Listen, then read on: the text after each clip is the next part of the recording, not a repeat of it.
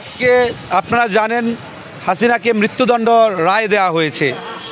পাশাপাশি এই রায়টা যতটা সন্তোষজনক তার চেয়ে বেশি শঙ্কাজনক। কেন শঙ্কাজনক?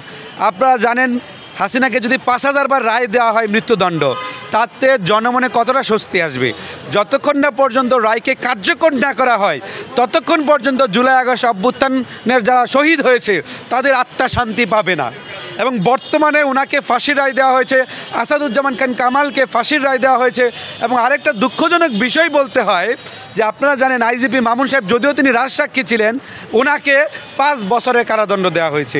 এইটা কিন্তু জুলাই আগস্ট অভ্যুত্থানের শক্তির সাথে এক প্রকার দ্বিচারিতা করা হয়েছে। আমরা স্পষ্টভাবে বলতে চাই, এই রায় আমার মনে যেমন সন্তোষ রয়েছে, তেমনি ১৪০০ শহীদ এবং ৩০,০০০ আহত যোদ্ধাদের পরিবার সহ সারা দেশের জুলাই আগস্ট অভ্যুত্থানে যে নায়ক, তাদের মনে প্রশান্তি বিরাজ করছে। পাশাপাশি সংখ্যাটা কিসের?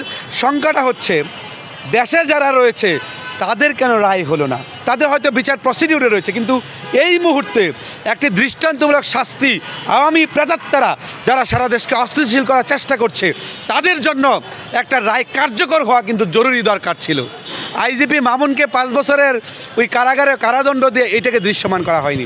দৃশ্যমান হতো জুনায়েদ আহমেদ পলক, দীপুমণি, যারা সরাসরি হত্যাযজ্ঞের সাথে জড়িত ছিল, তাদেরকে যদি আজকে ফাঁসির রায় প্রদান করতো, কান্নার রোল পড়ে যেত, দেশের মানুষ দেখতো যারা ১৪০০ হত্যা হয়েছে শহীদদের আত্মা শান্তি পেত, ৩০,০০০ আহত পঙ্গুত্ব সহযোদ্ধা সহ তাদের পরিবার প্রশান্তি পেত। কেননা যারা দেশে রয়েছে তাদের মৃত্যুদণ্ড কার্যকর করা হবে, দেশের জনগণ দেখবে। কারণ হাসিনারে ১০,০০০ বার মৃত্যুদণ্ডের রায় দেওয়া হইল, জনগণ কি সেটা ফ্রুটফুল পাবে? সে তো দেশে নাই। এই সরকার গঠনের পরবর্তী মুহূর্তেই ইন্টারিম গভর্নমেন্ট হাসিনাকে দেশে আনার চেষ্টা করছে। দেশে আনতে পেরেছে?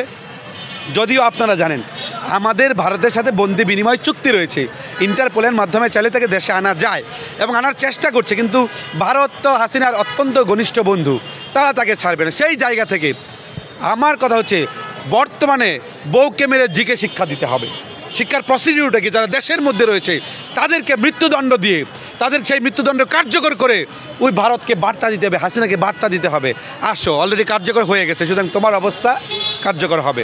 সেই বার্তা যতক্ষণ পর্যন্ত আমরা দিতে না পারবো ততক্ষণ পর্যন্ত এই জুলাই আগস্ট অভ্যুত্থানের শহীদ যারা হয়েছেন তাদের পরিবারের মনে প্রশান্তি আসবে না।